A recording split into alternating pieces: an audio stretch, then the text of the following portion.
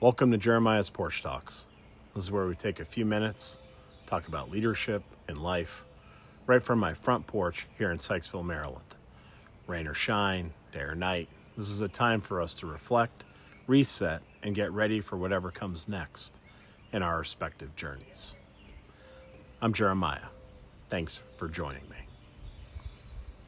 If you've been listening to these Porch Talks for a while, you might remember when we talked about the power of pausing, how taking even a moment of stillness can shift the way that we think, how we lead, and how we relate to others.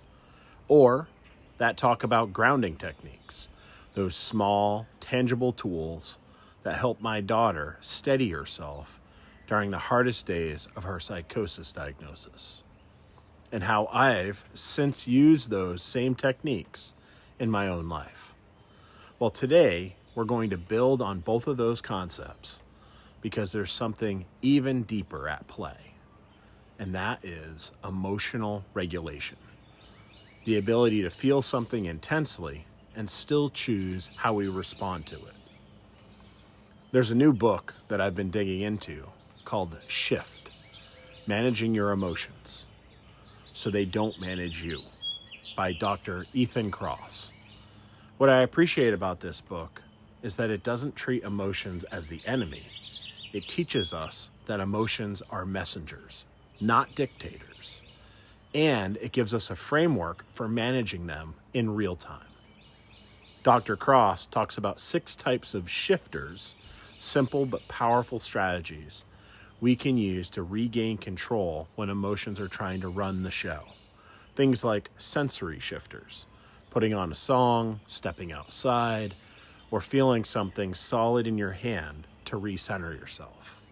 Or attention shifters, consciously changing your focus to something more manageable. Or perspective shifters, asking, what would I tell a friend in this situation? Instead of spiraling internally.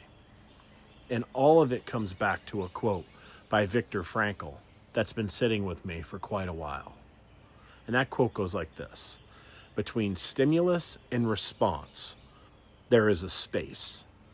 And in that space is our power to choose our response. And our response is our growth and our freedom.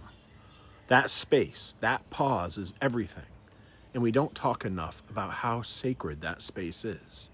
That moment to pause. Because here's the truth. You can't always change the storm, but you can anchor yourself differently every time it hits.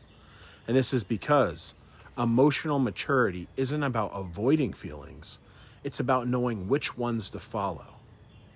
Now, I'm not going to pretend that any of this is easy.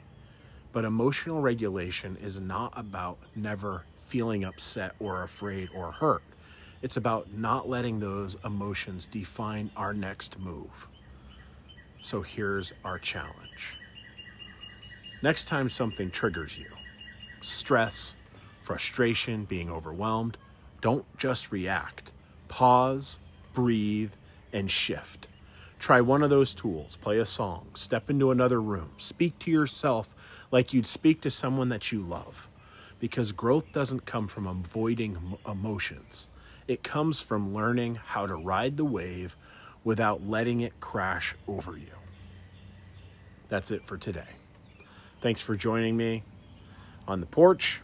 And always remember to keep the most important things the most important things.